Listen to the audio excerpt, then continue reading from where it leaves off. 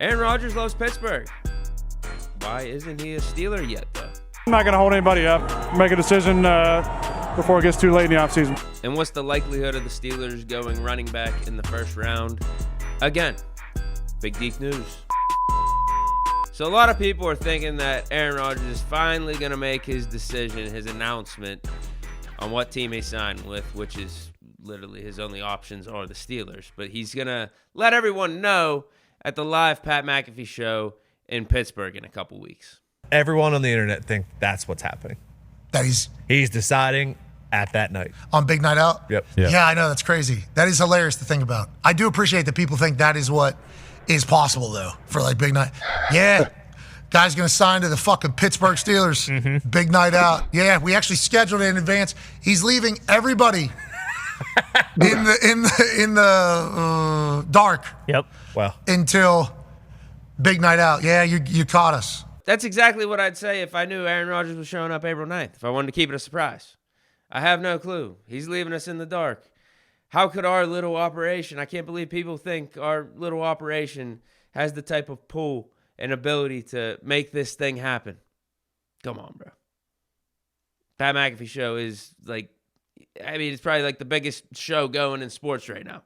You just interviewed LeBron James last week. You talked to the guy that we're talking about, Aaron Rodgers, on a regular basis. You have a relationship with him. This is very much in the realm of possibility. Pat McAfee show does have pull. They can make this happen.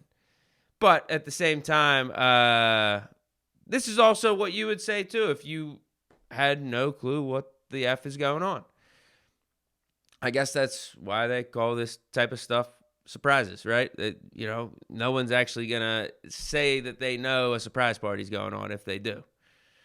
And in this case, I will say I believe Pat McAfee. If I was going to lean one way or another, is he in the know? Is he setting up this whole big announcement for the live show in Pittsburgh in a couple weeks? Or does he actually have no idea what's going on? I'm going to lean I believe him here. I don't think he has any idea what's going on just based off how Aaron Rodgers operates with this type of stuff. Now, I'll say it again.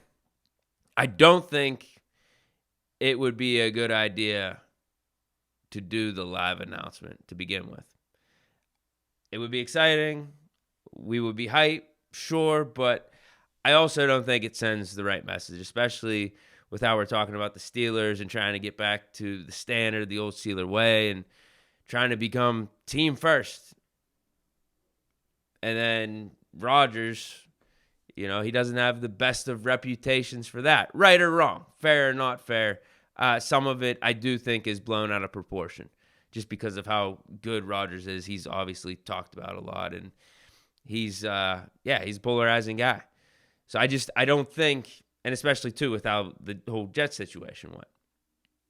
Again, how much blame does he deserve? How much rightful judgment does he deserve for how that all played out?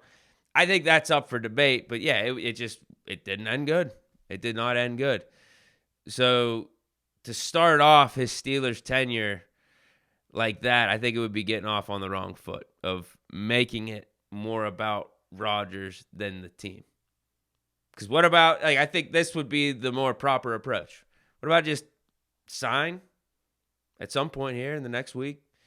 Sign, do your introductory press conference, and then start building with teammates behind the scenes on the low. If I was Aaron Rodgers, I wouldn't want to get in the same predicament as I got into when I was with the Jets, where you get there kind of a little late, you don't really practice that much, and then all of a sudden, the season comes out, and we're not looking like we need to be looking because we look like we're not on the same page. Okay, wherever he's going to sign, I would sign as soon as possible so you can learn the players around the team that you're going to be playing with. Two really good receivers in with the Steelers. You're going to have two really good receivers, but those two really good receivers are only going to be really good if you guys know each other. So, if you want to play, I would sign with the Steelers right now. But as we sit here, March 29th, Saturday, March 29th, it does beg the question, what's the holdup? Because Steelers need a quarterback. Rodgers needs a team. And it's not just one-sided interest from the Steelers. that they want Rodgers. Rodgers doesn't want the Steelers. There's clear mutual interest there. And we get even further confirmation from the interest on Rodgers' side of things based off what A.J. Hawk said here. I do know that he actually really likes all the Pittsburgh staff. He loves the staff, the front office, everything about Pittsburgh. Yeah, the people there. That's what makes the Steelers, don't you think? Like what they, from the top down. I think he definitely loves all them. Rodgers spent 6 hours at the facility, loves the coaches, loves Pittsburgh, wants to play, but also wants the right situation. Maybe he's just making sure he's ready to be completely locked in, all while starting over and being in a whole new situation, new team, all that stuff. I think the further we get removed from this, I said this on one of my videos recently, yeah, I think it does open the door that he's really thinking about retirement. I think more and more people are starting to think that he retires. But I still think it happens. I really do. I think it just all makes too much sense. Everything all lines up. And maybe, to be honest, as we get closer and closer to April 9th, maybe he does make the decision at the live Pat McAfee show. Maybe he actually does that route. Again, I'm not for it. I don't think that would be the right idea. But it's still, you're getting Aaron Rodgers. So a little bit of me would be hyped about it. I don't think it would be the right message being sent, though. Last topic for the day.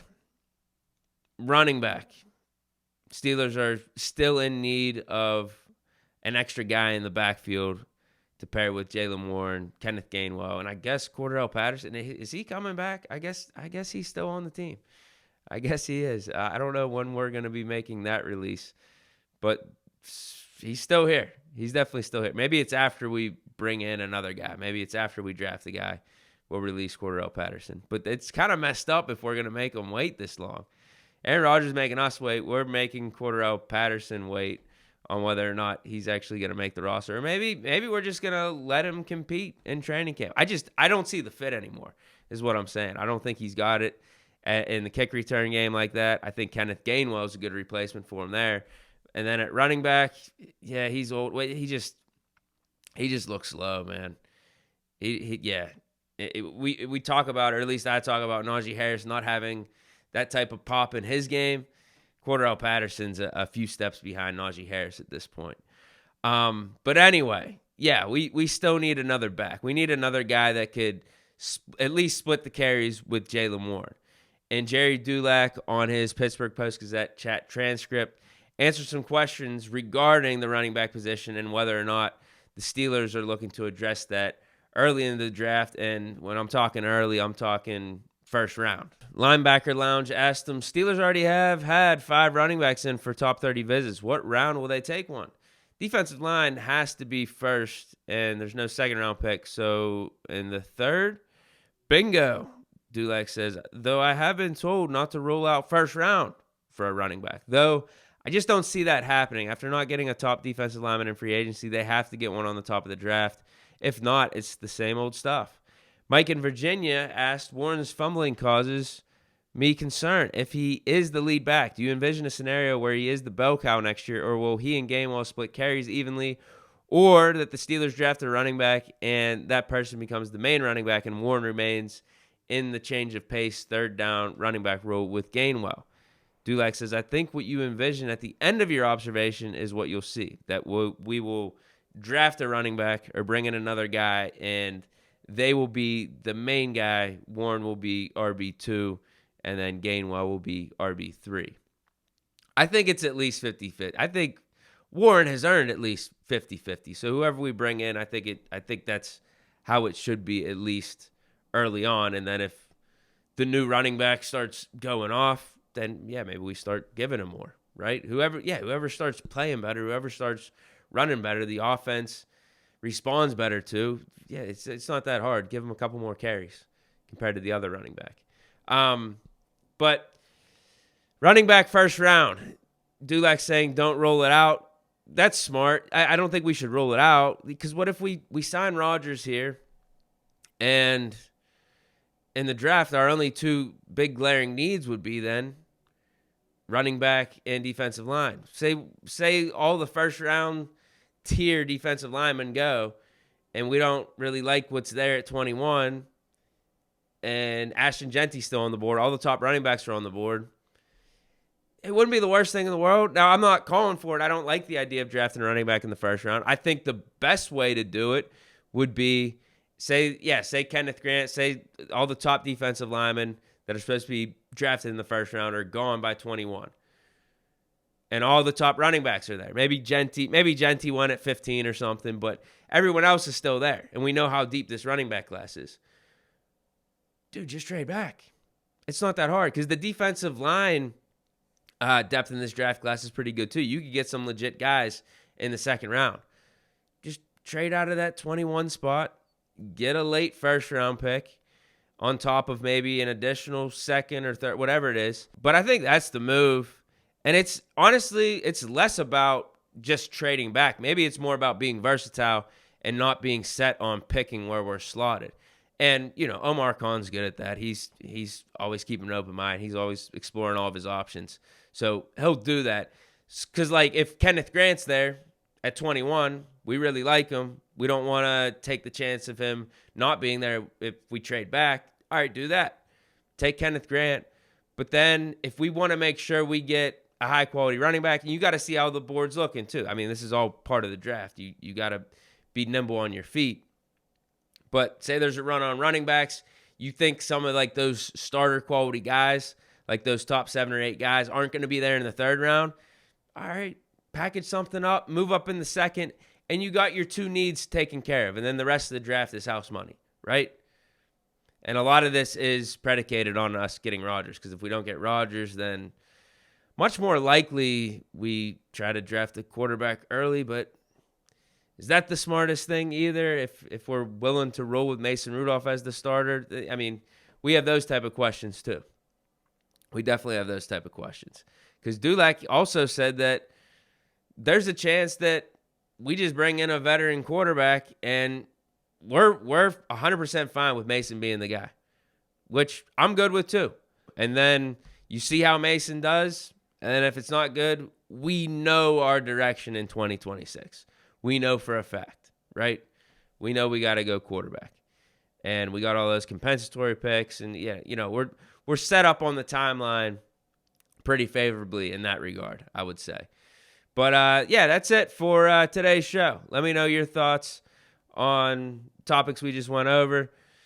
Have a good, safe weekend out there. Stay chilling. Peace.